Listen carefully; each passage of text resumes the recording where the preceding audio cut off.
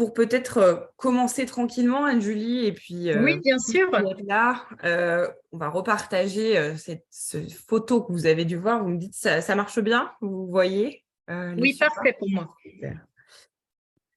Donc, on s'est dit, toutes les deux, avec Anne-Julie, qu'on organiserait bien volontiers un webinaire pour vous partager une discussion qu'on a commencé à amorcer toutes les deux autour de la psychologie positive et de la préparation mentale, deux disciplines qui se complètent à merveille. On va le voir en particulier sur certaines thématiques. Et on voulait vous offrir cette discussion, ces échanges pour à la fois comprendre encore un peu mieux ces disciplines et puis voir comment elles se complètent et comment elles peuvent nous amener dans notre vie de tous les jours, dans notre quotidien, un coup de boost. On se disait, ça parlerait bien un peu de coup de boost de ces deux disciplines qui sont très outillées et qui nous aident finalement à aller vers cette performance durable. On va parler un peu de ces mots dans quelques instants. Donc, peut-être Anne-Julie, est-ce que tu veux bien pour tout le monde te présenter, nous dire un petit peu d'où tu viens et ton lien entre les deux disciplines, toi qui es préparatrice mentale et aussi coach certifié et aussi formée à la psychologie positive. Et Tout ça. oui, bonjour à tous. Effectivement, la préparation mentale est quelque chose qui m'anime depuis plus de 20 ans maintenant. Et je l'ai découvert tout à fait par hasard. J'avais décidé de rentrer en faculté de sport pour être enseignante. Et de l'enseignement est venue l'idée de plutôt m'orienter vers la préparation mentale que j'ai découvert que à la faculté de sport. J'en avais jamais entendu parler avant. J'ai pratiqué plusieurs sports quand j'étais jeune, jamais à très haut niveau. Donc, j'en avais peut-être jamais entendu parler à ce moment-là. Sachant que quand j'ai commencé l'université, c'était en 1996, donc il y a un certain moment. Et la préparation mentale, on n'en parlait pas tant que ça, voire que dans le cercle du très haut niveau. Et du coup, je l'ai découvert à ce moment-là. Et j'étais très vite passionnée par ce qu'est la préparation mentale et surtout par les bénéfices qu'elle pouvait apporter à chaque sportif. Et non pas seulement le très haut niveau, mais peut-être aussi à un niveau plus amateur. Et puis, on le verra plus tard, peut-être pas seulement que les sportifs, mais aussi les accompagnants, tout le staff qu'on peut avoir. Et aussi dans la famille et dans l'entreprise. Comme quoi, ça peut être quelque chose de très intéressant. Donc, c'est parti de là, avec cette idée. Et je pense qu'aujourd'hui, je peux dire que c'est une vocation. Je souhaite poursuivre encore ce métier très, très longtemps en préparation mentale. Et tu l'as complété, cette préparation mentale, si je l'ai bien en tête, avec une formation à la fois de coach professionnel, avec la formation, c'est là où on s'est rencontrés à Positran aussi, de psychologie positive au travail, parce que tu formes aussi et tu accompagnes dans ce milieu professionnel. Exactement. En fait, j'ai eu déjà des jeunes sportifs à accompagner. Puisque j'étais jeune, on m'a dit, toi, tu feras les jeunes. En gros, on n'a pas trop confiance, donc commence déjà par le petit niveau. Et j'ai vraiment beaucoup appris à travailler avec des jeunes pour leur faire passer des concepts scientifiques sur leur pratique au quotidien, donc des choses très pratico-pratiques. Et finalement, je leur donnais toujours une petite feuille format A4 à l'issue des sessions de travail que nous avions. Et ces feuilles, elles se sont glissées, on va dire, dans les sacs de sport des jeunes qui, quand ils sont rentrés, les parents sont tombés dessus et ils sont venus me voir en me disant « mais nous, ça nous parle énormément et on aimerait bien faire ça aussi dans le monde de l'entreprise ». Et du coup, ça m'a ouvert les portes tout en sachant que moi, je n'avais pas du tout connaissance du monde de l'entreprise, du monde des ressources humaines. J'étais vraiment axée sport. Donc, j'ai choisi de faire une autre formation de coaching et ressources humaines à Paris 8. Et c'était encore une fois une formation universitaire parce que l'aspect scientifique me plaît vraiment beaucoup dans ce métier. Et du coup, j'ai fait cette double formation et aujourd'hui, je travaille aussi bien avec des sportifs qu'avec des personnes en entreprise, qu'avec des personnes à titre individuel parce que je vois des personnes dans la salle que j'ai coachées aussi et qui sont présentes. Bon, super. Du coup, 3 disciplines qui vont bien. Et quand je vois vos sourires dans les petites vignettes, je sais qu'il y en a certains d'entre vous à qui ces différents domaines d'accompagnement vont bien parler parce que certains d'entre vous sont auprès d'adultes, auprès d'enfants, dans l'accompagnement professionnel, dans la formation. Et en tout cas, on s'est dit aussi que c'était, et ça, vous savez qu'à Positran, on aime bien aussi amener cet axe, dire qu'avant tout, c'est d'abord pour nous. Enfin, en tout cas, on passe à la moulinette ou en tout cas, on essaye ces outils, ces pratiques, ce qui nous parle pour comprendre notre fonctionnement et aussi pouvoir aider les autres à mieux se connaître et être plus en phase, plus en connaissance des ressources positives que l'on a. Donc, je trouve toujours intéressant d'avoir ce double regard. Double regard, aujourd'hui, on s'est dit préparation mentale, psychologie positive. Tu disais déjà, Anne-Julie, que c'était des matières, on va dire des disciplines scientifiques. Ça, c'est important de le souligner parce que c'est quelque chose qui, je sais, nous rapproche en tant que discipline, mais aussi en tant que personne, ce support scientifique qui est derrière les deux disciplines. Est-ce que tu voudrais bien nous parler de cette définition de la préparation mentale? Parce que je pense que pour nous tous, c'est intéressant de bien savoir de quoi il s'agit. Est-ce que tu voudrais nous en parler un petit peu plus? Oui, effectivement, la préparation mentale, c'est vraiment on va dire une science, donc qui s'appuie sur des définitions. Et j'en ai choisi une qui est la moins scientifique possible, parce que plus on monte dans le haut niveau, plus la recherche de la science est présente. Donc, celle-ci, elle illustre la préparation mentale par un entraînement. Effectivement, dans le sport, lorsque vous voulez réaliser une performance, il y a tout un aspect physique qui est à prendre en compte, un aspect technique et tactique et un aspect mental. Et aujourd'hui, la remarque qui est faite lorsque beaucoup de sportifs perdent, c'est à cause du mental. Ah oui, ok, c'est le mental. Et alors, comment vous l'avez travaillé? C'est-à-dire qu'on n'a pas trop eu le temps de le travailler parce qu'il y avait déjà beaucoup de techniques, beaucoup de physique, beaucoup de stratégie. Bon, puis tout ça, ça coûte très cher, donc on n'a pas trop eu le temps de travailler le mental. Et en fait, ça, c'est le point de départ de se dire, ah bon, il est important de travailler au quotidien. Et oui, le cerveau se muscle comme les autres muscles du corps. Et donc, du coup, ça revient sur ce terme d'entraînement pour développer des habiletés mentales et cognitives. Et on verra que les habiletés, il y en a, on va dire, des habiletés de base et il y a des habiletés qui sont secondaires après. Dans l'objectif, et on est dans le sport, ça va être d'optimiser la performance personnelle du sportif avec un axe qui est aussi par un développement en autonomie. La préparation mentale, moi, je suis experte des processus qui permettent à chacun et chacune de développer ses propres habiletés mentales, mais chacun est expert de soi-même. Donc, mon idée, c'est de leur donner un maximum d'outils, de les faire vivre l'utilisation de ces outils lorsque je suis en séance avec eux, soit près de leur pratique sportive, soit en dehors, en entretien en tête-à-tête, pour qu'ils puissent de plus en plus les utiliser en autonomie. Et c'est les faire grandir dans cette autonomie.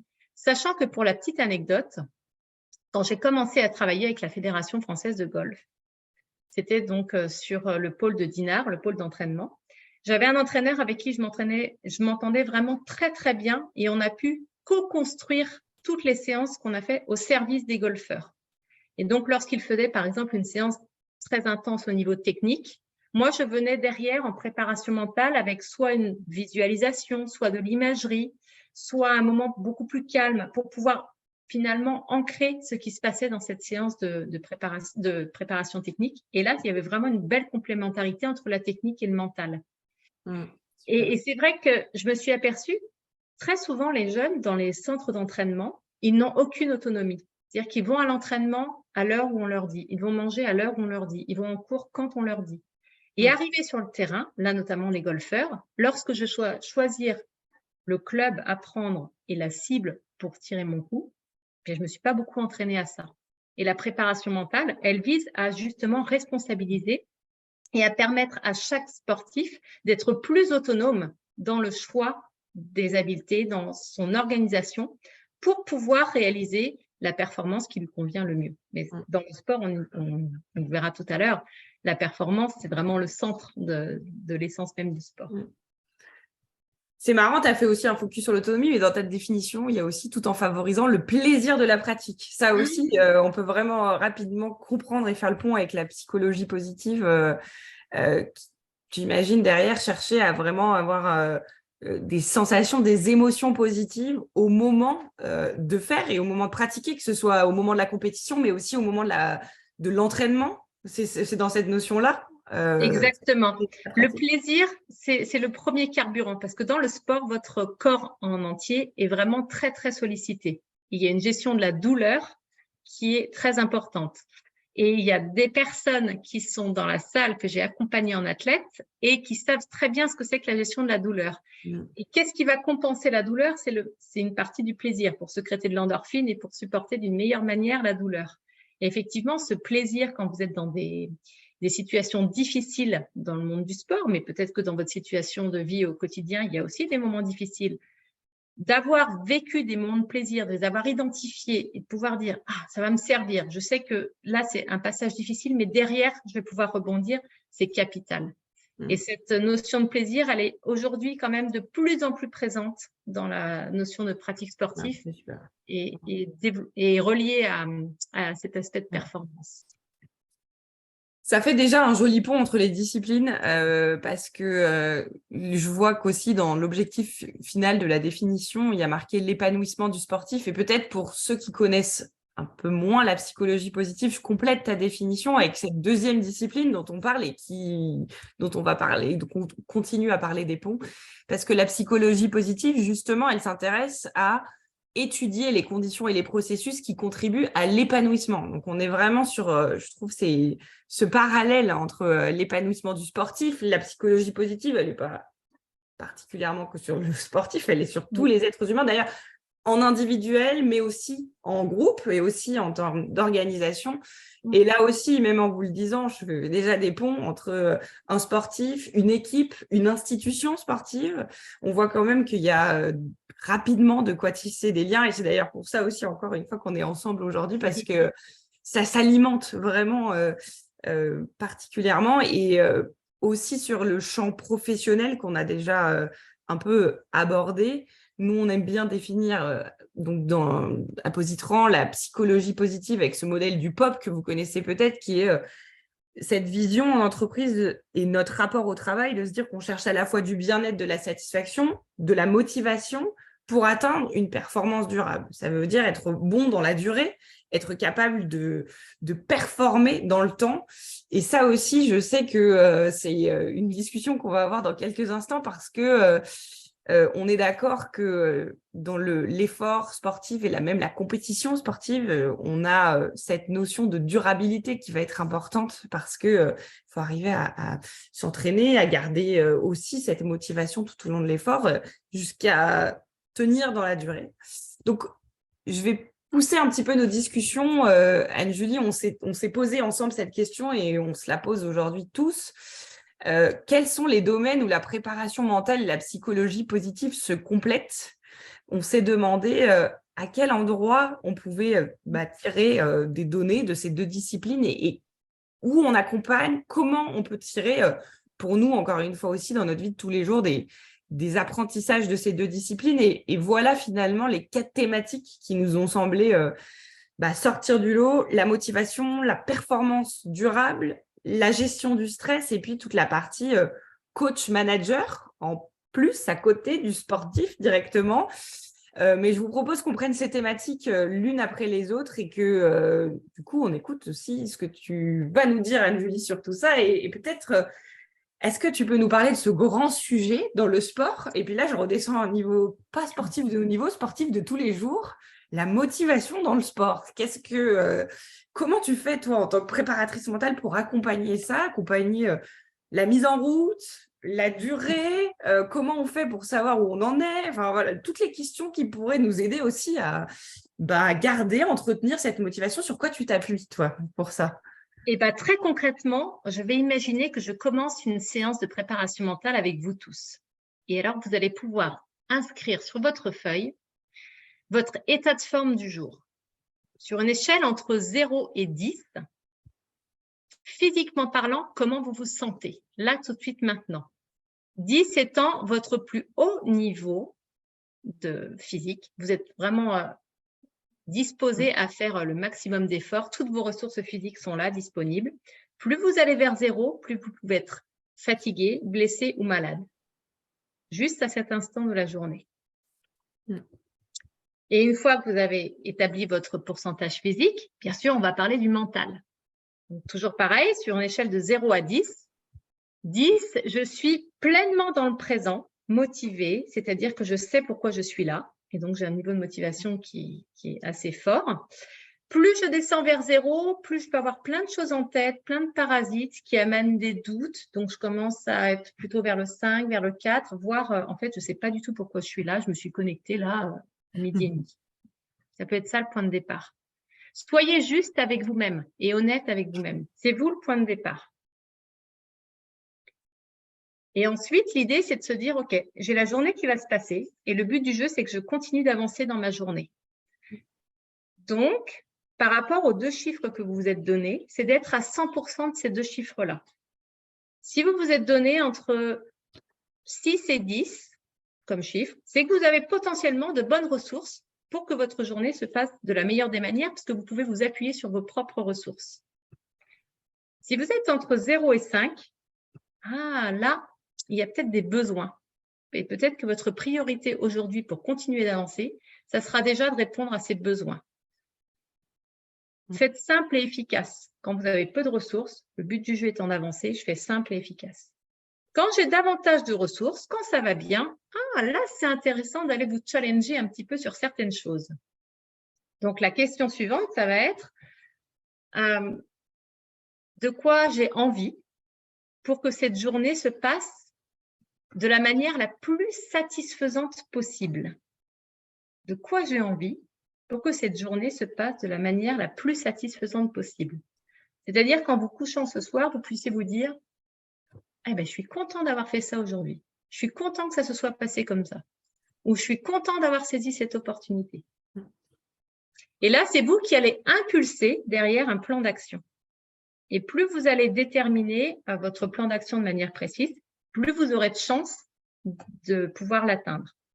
Et à chaque fois que je commence une séance de préparation mentale, ça me permet de me connecter avec la personne, de savoir où elle en est à l'instant T, au début de la session, pour pouvoir orienter le travail qu'on va faire, à savoir qu'à l'issue de la séance, je souhaite qu'elle puisse repartir avec quelque chose de concret à mettre en place. Super. Et il y a des contextes différents. Parfois, le sportif arrive parce qu'il a vraiment beaucoup de difficultés, donc je vais avoir des tout petits pourcentages. Et donc, je vais essayer de voir comment on va pouvoir faire passer de 1 à 2. Et on va faire la technique des petits pas pour remonter au fur et à mesure. Parfois, j'ai des sportifs qui débordent d'émotions, tout va bien parce qu'on est en fin d'accompagnement et qui savent tout faire tout seuls maintenant. Et du coup, ils me disent « voilà, alors là, j'aimerais bien aller me challenger sur ça. » Là, je vais avoir une toute autre dynamique dans l'accompagnement que je vais proposer derrière. Mais ça part avant tout de l'auto-évaluation de la personne. Et c'est pour ça que cette notion de motivation, elle est fondamentale. Et plus vous avez des pourcentages élevés, plus je peux imaginer que votre motivation, elle est dite intrinsèque. Lorsqu'elle est intrinsèque, c'est-à-dire que c'est vous qui la nourrissez. Ce sont des envies profondes, ça vient de vous. On voit sur le continuum que Justine vous partage, elle est tout à droite, la motivation intrinsèque. C'est là où je m'épanouis, c'est là où je m'accomplis. Elle peut être aussi liée avec une motivation qui est dite extrinsèque. C'est-à-dire que tout ce que je vais rencontrer comme petite cerise sur le gâteau, toutes les petites carottes que je vais pouvoir croiser, ça entretient aussi ma motivation au quotidien. Prenons l'exemple d'un athlète qui se prépare aux JO. Les JO, c'est tous les 4 ans. Bon, même ça a été tous les 5 ans la dernière fois à cause du Covid, parce que ça a été décalé, mais c'est tous les 4 ans. Et comment je fais pour pouvoir entretenir ma motivation sur 4 ans, sachant que j'ai des périodes qui vont être très difficiles, parce qu'il y a des périodes sélectives, et puis pour arriver jusqu'aux Jeux Olympiques, sachant que, et je prends le système français que je connais, il y a beaucoup de prétendants, il y a très peu d'élus pour participer aux Jeux, et il y a encore moins d'élus qui vont avoir la médaille d'or, parce que dans le sport, il n'y a qu'une médaille d'or, médaille d'argent, médaille de bronze. Donc du coup, comment j'entretiens ma motivation tout au long de finalement de ces 4 années de préparation. Mais ça peut être, comme ce que je vous disais tout à l'heure, tout au long de votre journée à vous. Et puis, quand vous êtes sur la motivation, c'est que là, vous n'avez vraiment plus de sens à ce que vous faites. C'est ce que je suis obligée. Enfin, je me sens obligée, je me sens contraint, voire mais j'ai même plus envie d'avancer, ça ne va pas. Ça arrive aussi. Et comment on fait, du coup, petit à petit pour retrouver du sens dans ce qu'on fait. Donc, c'est vraiment la première habileté que je travaille. Il y en a d'autres aussi et on verra comment on les mesure. Et je ne sais pas si toi, tu veux partager aussi quelque chose, Justine? Non, je trouve intéressant parce qu'en t'écoutant, j'entends plein de ponts avec des domaines de la psychologie positive. Donc, évidemment, cette motivation intrinsèque, J'entends aussi quand tu as posé la question de quoi j'ai envie pour vivre cette journée avec le plus de satisfaction possible. J'entends toute la théorie de la satisfaction, de la perspective temporelle, passer à un temps qui nous convient, finir la journée en ayant repris aussi le contrôle sur son temps, en ayant pu se dire qu'on a dépensé son temps à bon escient. Je trouve que ça me fait vraiment cet écho aussi avec une gestion du temps qui nous ressemble, en faisant les choses et les activités qui nous plaisent. Euh, on est aussi dans la notion, et on en avait discuté aussi ensemble, mais on est obligé de parler de cette motivation intrinsèque avec les forces. Je sais que c'est un sujet qui est au cœur de beaucoup de tes interventions avec les sportifs. Dans la motivation, on est obligé de parler, alors vous les voyez en toute petite, mais je vous ai mis ici les cartes des forces, de qu'est-ce qui nous ressemble, où on prend, comment on met de nous dans ce qu'on a à faire. Et c'est comme ça qu'on peut se déplacer sur ce continuum vers de la motivation la plus intrinsèque possible, en mettant en place les forces et en utilisant nos propres forces. Et là, je vais peut-être te redonner la parole sur ça, parce que tu m'as dit qu'il y avait un point particulièrement fort dans l'accompagnement qui est cette notion d'énergie dans les forces. Est-ce que tu peux nous parler de ça auprès de tes sportifs? Comment tu travailles cette notion d'énergie et de compétence, force et compétence? Est-ce que tu peux peut-être la réexpliquer pour ceux qui ne connaissent pas et nous expliquer concrètement, ça donne quoi ça dans un accompagnement? Oui, tout à fait. Et ça me fait penser aussi à une autre chose, c'est que j'ai appris ce métier il y a 20 ans et que je continue à me former et m'informer au fur et à mesure parce qu'il y a par chance de plus en plus de recherches, donc de plus en plus de compréhension de la nature humaine qui permettent d'évoluer. Et moi, j'aime beaucoup transformer ça avec des outils très pratico-pratiques. Et c'est pour ça que je me suis adressée à Positran pour avoir des outils très pratico-pratiques. Et les cartes des forces en font partie parce que je l'utilise aujourd'hui avec beaucoup d'athlètes que j'accompagne. Cette notion d'énergie, elle est très importante. Elle est complètement liée à la motivation.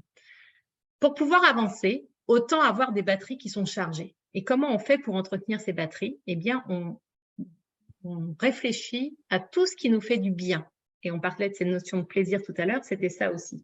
Les cartes des forces que j'utilise, elles permettent effectivement de prendre conscience, quand on lit la carte, quand on lit le mot qu'il y a sur la carte, de dire « Ah, mais ça, c'est vraiment moi. Ça me fait du bien. Oui, ça, c'est complètement moi. » Alors, je fais choisir les personnes, elles choisissent les cartes. Et puis après, on développe un petit peu plus. Ah oui, ça te fait vraiment du bien? Eh bien, une force, c'est ça. Une force, c'est quelque chose qui est pleinement toi. Donc, quand tu lis le mot, c'est toi, c'est authentique. C'est quelque chose sur lequel tu te sens performant. C'est-à-dire que tu sais faire, c'est fluide et généralement, tu arrives à atteindre des résultats qui te conviennent. Et puis, c'est quelque chose qui te met en énergie. Et ça, dans le sport, c'est aussi important. Comment j'optimise mon énergie, sachant que la définition même du sport, c'est se mettre en action par rapport avec son corps par rapport à quelque chose à réaliser, une activité à réaliser. Et comment je fais pour optimiser donc cette énergie? Il y a des forces que les gens ils prennent conscience qu'ils utilisent. Ah si, ça c'est pleinement moi, oui, je fais. Et puis ils se rendent compte en fait que finalement, si je prends l'exemple de la gentillesse, ah oui, mais moi je suis vraiment très gentille. D'ailleurs, dans l'équipe, c'est vrai que c'est moi qui fais en sorte que tout le monde soit prêt pour le début du match. Et puis, ils se rendent compte que finalement, ça leur fait perdre beaucoup d'énergie. Ça commence à les épuiser. Et c'est là la différence entre une force et une compétence. Une compétence, vous savez faire, vous êtes performant. Alors, c'est plutôt, on va dire que c'est appris parce que vous avez appris à le faire au fur et à mesure, mais ça vous épuise. Et là, quand ça commence à épuiser, vu que la pratique sportive est très sollicitante au niveau énergétique, si en plus mentalement, vous commencez à être fatigué, ça va être compliqué de réaliser votre discipline de la meilleure des manières. Donc, c'est vraiment cette idée-là de s'appuyer sur qu'est-ce qui me fait du bien et comment j'entretiens ça au quotidien. Et les cartes des forces, je les utilise vraiment beaucoup au quotidien. Alors, dans le monde du sport et aussi à côté, parce que cette notion d'énergie, elle est valable chez tout le monde. Et comment j'entretiens mon énergie au quotidien, ça, c'est vraiment important. Ça serait une autre réponse aussi à cette notion de prendre un coup de boost avec ce webinaire et peut-être partir avec cette idée de regarder ces activités qui vous font du bien, regarder quelle force vous mobilisez dedans et comment vous pouvez réfléchir à cette dynamique entre mettre son focus et son énergie à s'appuyer, à réfléchir à ses forces. J'ai un super fond d'écran sur Zoom derrière moi, mais j'ai un panneau avec mes forces derrière moi sur mon mur et je trouve toujours assez intéressant de... Alors, elles changent, vous pouvez faire plein de façons pour les évaluer, plein de tests, je pourrais vous les mettre dans les supports qu'on vous envoie, mais intéressant parce que toujours avoir cette dynamique de si vous faites une activité, une tâche, quelque chose qui vous prend de l'énergie, peut-être que vous êtes dans un domaine plutôt de compétences, quelque chose que vous avez appris à faire, mais vous pouvez faire la même tâche. C'est bien distingué. Qu'est-ce qu'on utilise pour faire quoi? Et j'entends ça aussi chez les sportifs. Il y a la performance sportive physique, mais avec quoi j'y vais? Et je soupçonne bien que d'une personne à l'autre, comme nous tous les jours, on peut le faire avec plein de casquettes différentes, plein de billes différentes. Et ces billes, si c'est nos forces, on va plutôt gagner de l'énergie. Si c'est plutôt nos compétences, on en perd. Et peut-être avoir une certaine curiosité sur ça, ça nous permet de remettre le curseur au bon endroit, être plutôt dans ce gain d'énergie et éviter l'épuisement. Parce que l'épuisement, il existe dans la discipline sportive, mais dans beaucoup de disciplines et au travail, c'est le burn-out, mais c'est aussi un sujet primordial, ce sujet des forces. Donc la motivation, elle est, j'entends bien, vraiment au cœur. Est-ce qu'on peut glisser vers le deuxième point? Parce que pour moi, la question, elle va avec. Moi, je me pose cette question et je te la poserai comme ça, Julie. Le deuxième point, c'est performance. On l'a même appelé performance durable, mais motivation, certes, pour s'entraîner à performer. Je soupçonne que quand on gagne, il y a une célébration et une reconnaissance aussi de la motivation qu'on a eue jusque-là. Mais comment on gère cette notion de performance avec le sportif? Tu l'as bien dit, il n'y a qu'une seule médaille d'or. Il n'y a que certains qui gagnent dans les disciplines, surtout du haut niveau, qui ont quand même aussi, j'imagine, une attention à cette réussite. Quelle notion, enfin, comment on peut comprendre cette notion de la performance? Je mets ici des petits mots-clés, je pense, sur lesquels tu pourrais un peu nous éclairer, mais gagner, perdre, l'histoire de santé mentale, de réussite durable, de optimale, maximale, on s'est donné ces notions. Est-ce que tu pourrais un peu éclairer tout le monde sur tes accompagnements et cette notion de performance?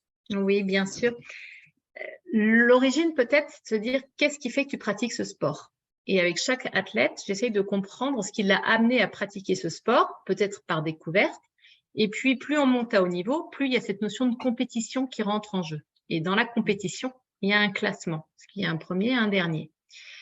Est-ce que être performant, c'est être le premier, le deuxième, le troisième, c'est-à-dire faire un podium? Est-ce que être performant, c'est se dépasser? Et par rapport à mon point de départ, je participe à cette compétition et j'arrive à ce résultat-là, qui n'est pas une reconnaissance forcément du public, parce que le public, il va retenir un podium, il va retenir peut-être le nom du champion du monde. Un exemple tout simple, vous regardez les derniers sports collectifs français et avec les derniers événements qui ont lieu, c'était souvent des médailles d'argent. Et on peut dire, c'est super, par rapport au parcours qu'ils ont fait, ils sont quand même arrivés jusque à la médaille d'argent et pourtant, sur les visages, on voyait énormément de déception. Donc, sans doute que la performance pour ces équipes et ces athlètes-là, c'était la médaille d'or ou rien. Donc ça, c'est un point qui est aussi important à prendre en compte avec le sportif que j'accompagne, c'est où est-ce que lui, il situe son niveau de performance? À quoi ça, enfin, qu'est-ce qui fait qu'il se sentira en réussite et en performance? Et pour certains, ça va être lié complètement à eux, et pour d'autres, c'est vraiment lié à cette histoire de reconnaissance avec son nom dans le classement général, dans le haut du classement. Ça, c'est de l'athlète, mais ça peut être aussi un athlète qui m'exprime, mais en fait, moi, mes parents, ils veulent absolument que je fasse premier. Ou moi, mon entraîneur, il sera content, ou il me dira que j'ai réussi, et que je suis performant si je suis en tête. Donc, c'est bien comprendre d'où vient cette notion de la performance et à quoi ça correspond pour chaque athlète. Et ensuite, la préparation mentale, elle va te permettre de se préparer pour atteindre le plus haut niveau possible. Et du coup, la performance qui est possible pour l'athlète. Donc, effectivement, pour atteindre un haut niveau de performance, eh bien, il y a plusieurs étapes. Et dans le cheminement, parfois, on est obligé de redescendre, donc d'accepter un peu les échecs, les contre-performances pour remonter après. Et la préparation mentale, elle permet d'accepter, d'accueillir tout ça et même de construire son propre cheminement. Et ce cheminement apprend au fur et à mesure. Et parfois, on dit oui, le cheminement est beaucoup plus beau que le résultat. En sport, les deux, c'est bien aussi. C'est-à-dire que ça se passe bien pendant le cheminement, c'est une bonne chose. Quand il y a des étapes et qu'on est récompensé par les étapes, et ça, c'est ses propres récompenses, on positionne à son propre niveau. Alors ça, c'est intéressant à mettre en place aussi. Donc la préparation mentale, elle permet vraiment de travailler sur cette notion de performance. Et ce que j'ai découvert davantage avec la psychologie positive, c'est cette notion de performance durable, c'est-à-dire dans le temps. Qu'est-ce qui fait que finalement, je continue sans cesse de progresser? Et en sport, c'est peut-être plus focalisé sur des échéances très précises. Et pour certains sportifs, il y a une grande différence entre je vais à l'entraînement tous les jours et je m'entraîne d'une certaine manière et je vais réaliser le match du week-end. Et parfois, il y a un écart qui est tel que c'est pas possible qu'ils soient performants le week-end puisqu'ils ne se sont pas entraînés pour ça la semaine. Donc, ça va être de rapprocher les conditions d'entraînement des conditions de compétition pour essayer de trouver un équilibre. Il y a toujours des choses que vous allez rencontrer lors des compétitions que vous ne pouvez pas recréer à l'entraînement. Il y a beaucoup de choses que vous pouvez recréer à l'entraînement dans la façon d'organiser vos idées que vous pouvez aussi réinvestir en compétition. Donc, comme ça permet après d'être plus dans de l'optimal plutôt que du maximal. C'est une autre notion aussi après. On essaye d'optimiser chaque moment de pratique, que ce soit l'entraînement, comment je fais pour élever mon niveau de pratique le plus haut possible et sortir de l'entraînement en me disant eh ben, je suis content d'avoir fait ça aujourd'hui. C'est ça que je voulais faire. Donc ça s'entretient au fur et à mesure. Mais cette notion de performance, elle est effectivement au cœur même de la pratique. Et après, à chacun de se l'approprier avec quelque chose qui soit juste et réalisable en fonction de ses propres ressources. Il y a aussi cette notion, quand tu parles, comme on voit des fois dans des sessions de coaching, à un moment donné, un objectif, une atteinte sur une session qui va aussi permettre cette notion dans la durée aussi, avec la succession de toutes ces choses. J'entendais aussi, peut-être ça fait écho à d'autres pratiques que vous connaissez, mais nous, en psychopositive, on aime bien aussi utiliser le CV de l'échec. Tu le disais dans la notion, je ne sais pas si tu as cette notion en tête, Anne-Julie, mais au lieu de faire un CV que de réussite comme on fait professionnellement, on fait parfois faire dans le champ professionnel le CV de l'échec, mais dans le sport, on pourrait aussi faire un parallèle où Bien sûr. on écrit les moments plutôt où ça ne s'est pas passé comme on veut. On ne s'arrête absolument pas là, mais on glisse aussi vers la vision de se dire qu'est-ce qu'on a appris en fait à chaque étage, à chaque situation qui ne s'est pas déroulée comme d'habitude. Et en fait, on transforme la notion même de l'échec. Alors, j'imagine, comme tu disais, au sport, pas tout à fait si facile à faire, mais de se dire qu'est-ce qu'on apprend pour la suite, comment on capitalise dessus. Et ça, c'est toutes les théories de l'état d'esprit de développement de Carol Dweck en disant « j'ai peut-être pas encore réussi, mais le pas encore vient dire que je me crée des conditions pour réussir dans la suite ». Donc, on est vraiment dans cette notion durable, comme on travaille la performance aussi professionnelle dans la psychologie positive au travail. Enfin, vraiment, les parallèles sont…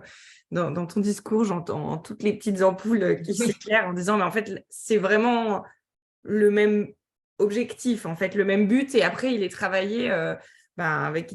C'est des outils qui viennent. La psychopositive, elle est peut-être, comme tu disais, très outillante, mais dans cette vision de motivation, de performance sportive. Et alors, avec notre troisième thématique, si on glisse aussi vers elle, celle de la gestion du stress, parce qu'on est d'accord que dans l'enjeu sportif, le stress, tu disais tout à l'heure, de nous évaluer moment présent avec la motivation versus les moments où on est plein de pensées parasites.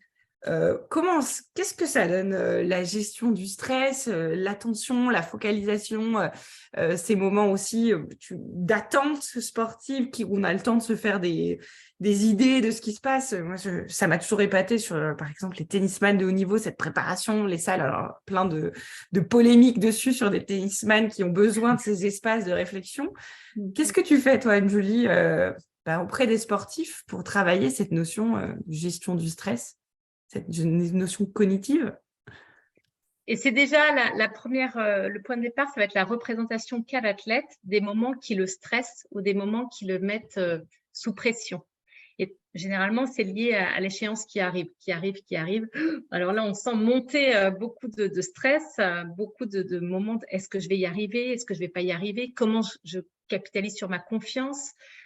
Donc, ces moments-là, c'est des moments qui sont importants pour le sportif, pour qu'il prenne du recul, en fait, par rapport à ce qui est en train de se vivre. Il y a une sportive que j'accompagnais il n'y a pas très longtemps. J'étais présente lors d'un match d'un sport collectif et je la vois juste en amont, c'était peut-être 1 heure et demie avant son match. Donc, on discute comment ça se passe, pourcentage de forme du jour, ce qu'elle veut pour aujourd'hui. Donc là, on est très focus sur le match qui va se dérouler et à savoir ce qu'elle maîtrise et ce qu'elle ne maîtrise pas. Elle ne sait pas encore si elle est sélectionnée pour jouer en première mi-temps, deuxième mi-temps. Donc, il y a une part d'incertitude. Et donc, je l'invite à imaginer quel rôle elle a quand elle est sur le banc et quel rôle elle a quand elle est sur le terrain. Et en fait, elle est toujours équipière, quoi qu'il en soit. Donc, on a travaillé cette notion d'engagement. Eh bien, tu seras engagé quand tu seras sur le banc et qu'est-ce que tu as à faire pour être en soutien de ton équipe, pour être vraiment très présente. Et quand tu es sur le terrain, qu'est-ce que tu as à faire pour être aussi en soutien de ton équipe et coopérer le plus possible. Donc déjà, elle s'est imaginée, on avait enlevé, on va dire, une petite part de est-ce que je suis sélectionnée au début, à la fin. L'idée, c'était tout le temps du match, j'ai quelque chose à faire. Et tant que vous êtes occupé, tant que c'est clair pour vous ce que vous avez à faire, vous êtes plutôt dans l'action plutôt que de vous laisser laisser envahir par des émotions qui ne vous correspondent pas. Donc ça, c'était déjà la première chose. Et ensuite, elle me dit, oui, et puis il y a le moment où on va rentrer sur le terrain, là où ils appellent les joueuses au fur et à mesure. Ça, c'est un moment qui est très difficile, qui correspond un peu à la chambre d'appel pour certaines disciplines. Et qu'est-ce que je peux faire? Parce que arrivé à ce moment-là, tout le négatif revient. Là. Je commence à douter. Alors, je lui dis tout le négatif. Comme si tu avais un petit diable qui était là. Et puis, il y avait un petit ange qui venait, mais le diable, il voulait prendre toute la place. Oui, voilà, c'est exactement ça. Donc, j'utilise les images pour essayer de mettre des mots sur les émotions et sur les ressentis pour sortir justement de la partie cognitive. Parce que là, quand vous êtes sous stress, c'est que le cerveau, hein, le reste. Or, quand on est sous stress, c'est les émotions qui sont importantes à gérer d'abord. Donc, du coup, on est revenu sur, écoute, accueille ton petit diable. S'il est là, c'est qu'il veut te dire quelque chose. Qu'est-ce qu'il veut te dire? Que quand même, le match, c'est un fort enjeu. Ah, c'est de l'enjeu. Et toi, est-ce que tu aimes mieux jouer avec de l'enjeu ou est-ce que tu aimes mieux jouer dans le jeu? Moi, je me sens beaucoup mieux dans le jeu. Ah voilà, tu vois, peut-être que le petit démon, tu peux lui dire, mais écoute, je sais qu'il y a un enjeu, mais ce qui est important pour moi, et donc ça s'appelle de la reformulation, c'est que je puisse jouer à mon meilleur niveau. Du coup, là, vous déplacez. C'est plus lutter contre ce démon parce que de l'énergie, elle va en avoir besoin sur le terrain, mais c'est transformer en fait ce stress par quelque chose qui devient plus porteur. Alors, je lui dis, bon, après, c'est facile, hein, moi, je ne suis pas dans la chambre d'appel, hein, c'est toi. Mais plus elle va s'entraîner à ça, plus elle va arriver à accepter ces moments qui sont très désagréables à vivre pour les transformer en quelque chose sur lequel elle a vraiment la maîtrise. Et donc, au fur et à mesure, elle arrive de mieux en mieux à faire cette partie-là, mais c'est au fur et à mesure de l'entraînement. Et puis après, c'était surtout de lui dire, mais comment tu as envie d'entrer sur le terrain? Quelle va être ta posture? Ah ben, j'ai envie d'être souriante. Alors, je dis, commence déjà dans la chambre d'appel.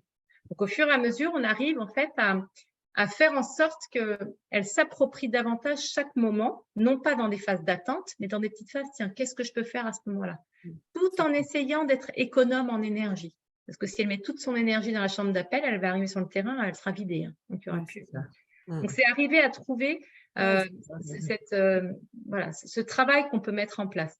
Et sans doute que, si je reprends pour vous cet après-midi, par rapport à ce que vous avez à faire, ou peut-être ce week-end ou demain, si vous avez un moment qui arrive et pour lequel il y a un enjeu pour vous, peut-être passer du côté jeu. Comment, donc J-E-U, ça soit un jeu à vivre, et comment vous avez envie de le faire de manière très simple. Visualisez-vous sur, une fois que ça sera terminé, et ça se sera passé de la meilleure des manières, voilà comment je serai. Et du coup, vous pouvez partir de votre résultat pour ensuite construire vos actions au fur et à mesure par rapport à ça. Super, en plus plein de petites pratiques au milieu, tu parles pragmatique. Et que j'ai retrouvé chez Positran avec le Spark aussi. Ouais, tu m'en avais parlé, donc j'avais préparé aussi ce support-là. Simplement, ça va nous permettre aussi de faire les ponts de la préparation mentale et de la psychologie positive. Dans le Spark, en fait, ce que tu viens de dire, je trouve assez parlant. Alors, on va peut-être pas avoir le temps de parler de toute la discipline, mais le Spark, c'est 2 boucles. La boucle de gauche qui est d'abord comprendre ce qui est difficile. La boucle de droite, c'est développer ses ressources de résilience. C'est bien ça que tu viens de témoigner dans ton exemple, Anne-Julie. C'est déjà, on s'arrête sur ce qui est difficile pour décortiquer ce qui se passe. La situation, la perception, ce qu'on se dit dans sa tête, quelle émotion on a, comment on réagit. comprendre ce qui nous arrive. Et je trouve que ça, déjà, c'est très parlant aussi ici. C'est qu'on a souvent envie on oublie un peu ces moments difficiles, j'imagine, une fois qu'on est parti après dans le jeu. Et en fait, plus on va être en mesure de les regarder, plus on va être en mesure de développer des ressources pour comprendre et contrecarrer ce qui se passe. Et c'est ça la deuxième étape à droite, c'est qu'une fois qu'on a décortiqué, mais ça veut forcément dire s'arrêter sur ce moment un peu plus compliqué, comprendre ce qui se joue, aller par tes questions, comme tu disais, réfléchir les petites phrases qu'on se dit dans la tête. Enfin, c'est vraiment très important. Et nous, on le voit dans le Spark après, sur la deuxième boucle, on réfléchit à objectiver les choses. Tu disais, le petit diable, le petit démon, nous, on appelle ça les perroquets de perception. C'est le petit perroquet qui me parle là, est-ce qu'il me dit des messages négatifs ou est-ce qu'il me dit des messages plutôt encourageants, positifs? Et on s'entraîne. Et ça, on avait eu un échange dans la préparation du webinaire, Anne-Julie, avec les optimistes, les pessimistes, parce qu'il y en a qui vont avoir plutôt tendance à se dire tout va bien se passer, le match, ça va être génial. D'autres vont avoir tendance à se dire ça va être la cata, on va pas s'en sortir. Et en fait, on le voit bien, même, il y a des études sur l'optimisme et le pessimisme avec la préparation mentale qui montrent bien que le but, c'est de s'adapter à la façon dont les gens réagissent naturellement. Et en fait, un optimiste, on va travailler avec lui à mettre un peu de réalisme dans sa perception des choses, parce que des fois, il voit tout va bien se passer, c'est un peu trop large et on en oublie certaines étapes. Et le pessimiste qui, lui, voit toutes les étapes compliquées qui peuvent se passer, en fait, on l'accompagne à chaque fois pour trouver ses stratégies de défense à tout ce qu'il peut imaginer de négatif. Et en fait, grâce à ça, ça ne veut pas dire qu'il devient un optimiste. Ça veut dire qu'il gère son pessimisme en ayant des stratégies qui vont le mettre dans du confort. Et donc, vous voyez à droite, les perceptions sont plus flexibles, les émotions qui en découlent sont plus agréables. Je trouve hyper intéressant, Julie, là, quand tu viens de dire on garde la notion d'énergie dans les émotions. Il y a des émotions basses et là, on sent que c'est une énergie haute chez cette sportive, mais on va chercher à l'aider à réguler l'émotion désagréable à énergie haute vers une émotion agréable à énergie haute. Donc, on garde le haut niveau d'activation, mais derrière, on booste sa réaction. On sait quoi faire pour que ce soit le plus respectueux de là où elle en est, pour qu'elle aille. Et puis, trouver du sens, réfléchir à la situation dans son ensemble, quand elle est sur le banc, quand elle n'est pas sur le banc. Enfin, voilà, vraiment, je trouve qu'il y a un vrai éclairage, prise de hauteur et la même notion qu'on découvre dans la résilience en psychologie positive qui est de se dire que travailler plein de moments comme ça, c'est finalement alimenter son réservoir de résilience. Et plus on le fait, plus on est susceptible de plus facilement arriver à rebondir, plus facilement, plus rapidement. Et j'entends là-dedans, dans ton témoignage, que dans la performance sportive, il y a, j'imagine aussi, plus on est en mesure de solliciter ses ressources, plus on est présent à ce qu'on fait et plus on est présent dans ce que l'on a à faire dans le jeu, quoi. Donc, ça fait vraiment, quand tu me disais les ponts, entre ce que tu viens de donner, ça fait vraiment un fil assez limpide. J'espère que pour vous, il l'est aussi. On vous donnera des ressources si vous voulez évidemment aller plus loin dans ces supports pour mieux comprendre là en quelques minutes. Mais en tout cas, un éclairage qui est assez parlant entre ces disciplines. Et puis, il y a un autre point sur lequel on peut aller, parce que je vois que l'heure tourne et on va quand même essayer d'être les plus proches du 13h15. C'est le fait, sur la thématique coach-manager, c'est la prise de conscience, et ça, c'est lié dans le monde sportif au fait que les Jeux Olympiques aient été décalés à cause du Covid. Donc, Tokyo et Pékin ont été décalés d'une année. Et j'ai eu la chance de participer, j'ai eu la chance parce que je l'ai souhaité aussi, aller en Italie l'été dernier. Il y avait un congrès international de psychologie du sport et il y avait un bilan qui a été fait par plusieurs nations et notamment toutes les nations qui ont obtenu le plus de médailles sur les Jeux Olympiques. Et ils ont expliqué, c'était surtout des entraîneurs qui étaient là et des staffs, que la préparation mentale était très importante pour les sportifs, mais pas que. Et que eux aussi, ils avaient énormément besoin de préparation mentale. Et ça, c'est quelque chose qui est plus nouveau maintenant, c'est d'accompagner tous les staffs, d'accompagner les organisations avec de la préparation mentale, avec une meilleure place pour que le sportif, on s'occupe bien de lui, mais l'entraîneur, il a aussi besoin d'avoir ses soupapes. Et ils ont aussi beaucoup demandé d'être accompagnés justement sur leur posture à eux aussi. Ils sont là en tant que référents pour le sportif, mais ils ont besoin eux aussi d'avoir leurs propres espaces. Et ça fait écho parce que dans le domaine de l'entreprise actuellement, j'accompagne et des dirigeants et des salariés dans cette même dynamique aussi, de pouvoir dire qu'il n'y a pas que l'athlète. Tout le monde a besoin de cet espace dans la préparation mentale. Et comment, entre le coaching et la préparation mentale et la psychologie positive, on peut arriver à une optimisation du fonctionnement individuel des équipes et des organisations. Et ça, c'est vrai que c'est un point qui est nouveau. Et je travaille en ce moment avec plusieurs fédés pour mettre en place, fédérations, pour mettre en place justement cet accompagnement auprès des entraîneurs aussi. Exact. C'est hyper important. Dans la définition de la psychologie positive, ça a été ramené à… On avait fait focus, des fois on dit que c'est trop individuel au détriment que dans la définition de base, c'est individu, groupe, institution. Et là, c'est ce que j'entends, c'est qu'il y a cette progression dans la préparation mentale. Et dans l'entreprise, parfois, on voit plutôt le schéma inverse. Je trouve parfois qu'on est très focus manager au détriment parfois du collaborateur qui serait l'athlète de première ligne. C'est intéressant dans notre échange. Première fois qu'on a parlé, c'était la veille de la finale de la Coupe du Monde de foot sur cette thématique toutes les deux.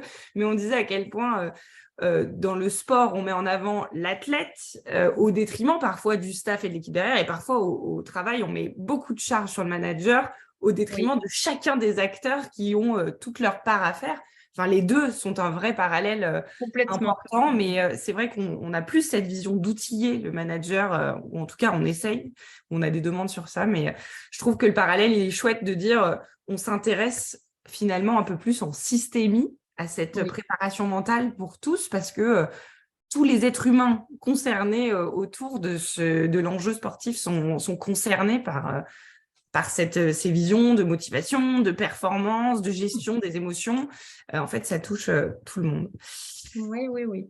Tu as raison, Anne-Julie, frôler la fin du temps. Est-ce que si on essaye de résumer pour tout le monde, je voulais qu'on finisse avec cette dernière slide. Qu'est-ce que tu donnerais comme clé à tout le monde pour 3 clés avec lesquelles partir pour justement ce coup de boost pour vivre pleinement son quotidien? On donnerait quoi comme résumé un petit peu de tous nos échanges?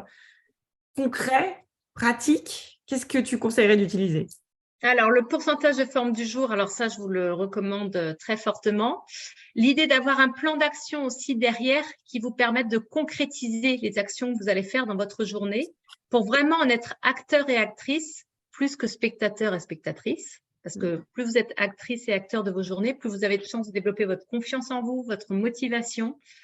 Et l'ingrédient indispensable, c'est du plaisir. Donc, projetez-vous sur des activités qui vous font vraiment beaucoup de bien, qui rechargent votre énergie.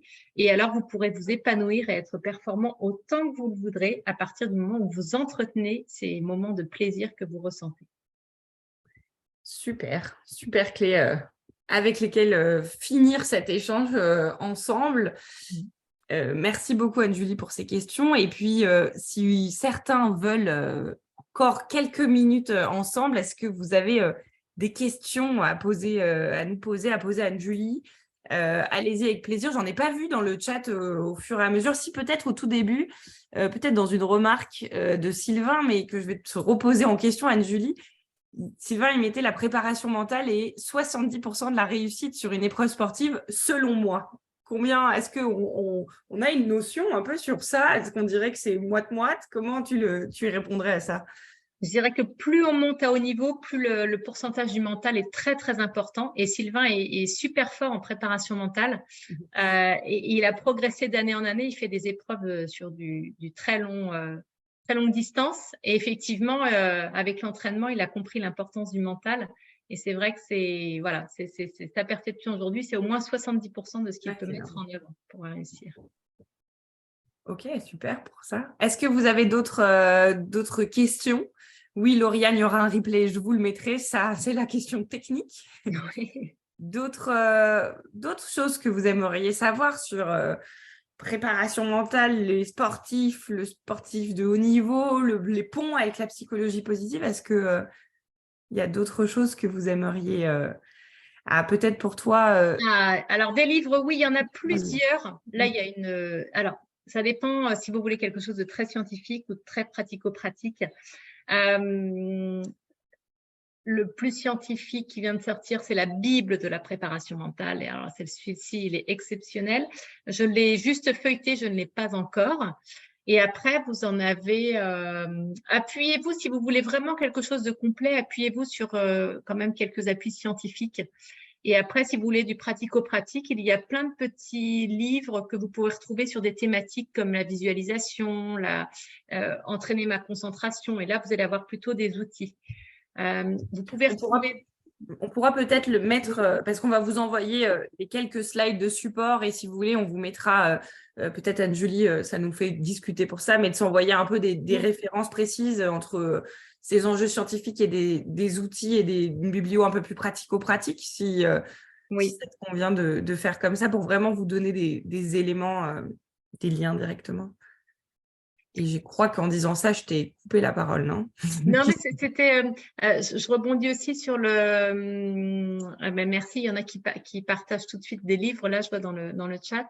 Des formations pour devenir préparateur mental. Oui, il y a de tout. Donc, moi, je suis issue d'une formation scientifique, c'est-à-dire que j'ai fait ça à l'université. C'est celle qui est la plus reconnue. Ça va demander 5 ans d'études versus 32 heures en ligne préparateur mental. Ça, j'y crois beaucoup moins. Et ça, c'est à vous de placer votre curseur. Sachez que c'est quand même un métier d'accompagnement et que déontologiquement, c'est important que vous ayez un coach ou un superviseur qui supervise vos pratiques et un espace thérapeutique. Ça vous permet de rester objectif parce qu'on fait quand même un travail de manipulation mentale. Donc, pour que vous soyez clair avec vous-même, ayez aussi cet espace et cette démarche à côté qui garantit un peu plus quand même le professionnalisme de votre travail. Et dans les formations, moi, je préconise universitaire, parce qu'il y a soit un bac+5 avec des masters, soit des DU. Mais vous voyez quelque chose, si vous voulez vraiment faire ce métier qui demande quand même une formation assez régulière, et ensuite allez vous former et informer régulièrement. Encore un endroit où on se rejoint en tant que discipline oui. pour le sérieux des disciplines. Pour retourner dans le sujet, le contenu, Sylvain a posé une question intéressante, c'est comment faire le vide dans les moments difficiles? Est-ce que tu aurais une idée pour accompagner ça, Anne-Julie? Alors, quand les moments difficiles, ils sont souvent dans nos têtes, c'est-à-dire qu'on est vraiment dans la pensée, on descend très peu dans le corps. Un des premiers outils que vous pouvez utiliser, c'est justement la respiration qui va vous permettre de descendre plus en profondeur et d'oxygéner votre cerveau. Plus votre cerveau a de l'oxygène, plus il est lucide et plus il peut prendre du recul par rapport à ce que vous vivez.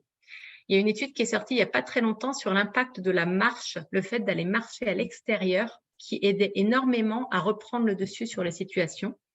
Donc ça peut être des choses qui sont simples à mettre en place. C'est vraiment respirer, faire le vide pour vous permettre de faire un pas de côté. Qu'est-ce qui fait que ce moment me semble difficile? Et après, vous allez réutiliser la reformulation. C'est quelque chose qui se travaille, c'est-à-dire que si vous utilisez cette méthode-là juste quand ça ne va pas, là, ça va être difficile à mettre en place. Si vous vous entraînez régulièrement à faire votre pourcentage de forme du jour, donc vous avez un peu automatisé votre bien-être intérieur, vous allez réguler beaucoup plus facilement au fur et à mesure les moments qui se passent bien parce que vous allez les savourer, parce que vous allez les noter le soir. Vous pouvez faire le journal des moments satisfaisants. Ça s'est bien passé, ça s'est bien passé. Et là, vous allez rééquilibrer votre attention sur ce qui se passe bien et ce qui se passe moins bien dans votre journée. Et le but, en fait, avec la préparation mentale comme la psychologie positive, c'est vraiment de renforcer votre flexibilité psychologique. Et plus vous allez aller dans un endroit et dans un autre, et plus vous allez pouvoir ajuster au fur et à mesure la perception des événements que vous avez. Tout ce que vous vivez, ce ne sont que des informations. La façon dont vous vous l'appropriez va donner une connotation négative, positive ou neutre. Et c'est vous qui choisissez la connotation qu'il peut y avoir derrière. Super. Super important cette notion, tu l'avais bien souligné au début dans la préparation mentale, et on le trouve aussi dans la psychologie positive, d'entraînement et de se dire que c'est des ressources à alimenter pour les avoir quand on en a besoin. Souvent, j'entends ça dans les pratiques méditatives. On veut se mettre à méditer au moment où on est super pressé. C'est le moment le plus difficile pour commencer parce que notre mental est trop agité. Mais si on a l'habitude, on arrive plus facilement à y aller. Donc, c'est vraiment chouette comme souligner ce caractère-là. Je vois qu'il est presque 13h30. On va vraiment vous libérer. Vous remercier beaucoup pour votre présence. Merci à tous. Alors, s'il y a d'autres questions, vous allez avoir, j'ai déjà envoyé le lien aux personnes qui se sont enregistrées sur Eventbrite. Donc, si vous voulez rajouter, peut-être vous pouvez me l'envoyer dans le chat privé du Zoom ou alors à mon adresse justine@positran.fr. Vous pouvez m'envoyer votre mail pour que je vous envoie les supports derrière si ça vous intéresse. Et s'il y a d'autres questions, allez-y, envoyez-nous-les et avec Anne-Julie, on y répondra avec plaisir. Merci beaucoup d'avoir été avec nous sur cette heure. Merci énormément, Anne-Julie, de nous avoir donné un aperçu de ce métier passionnant que tu fais. Vraiment, c'était un plaisir de t'avoir ici et de vous avoir, cette trentaine de personnes qui étaient avec nous sur le webinaire en live et puis toutes les personnes qui vont le voir en replay. Bonne Merci beaucoup journée à à tout vous le monde. tous. Ouais. Vas-y, Anne-Julie, je t'ai encore coupé. Non, non, vraiment, merci beaucoup et merci aussi à toi, Justine, parce que c'est vraiment des moments de partage qui sont très enrichissants et moi qui me font aussi beaucoup grandir parce qu'on apprend de tout et moi, je suis ma première cliente. Et du coup, de pouvoir continuer de partager comme ça, c'est un très, très bon moment. Ça fait partie de mes moments satisfaisants de la journée, moi, ça. Eh bien, super. On met en pratique tout ce qu'on vient de se dire déjà, donc ça marche.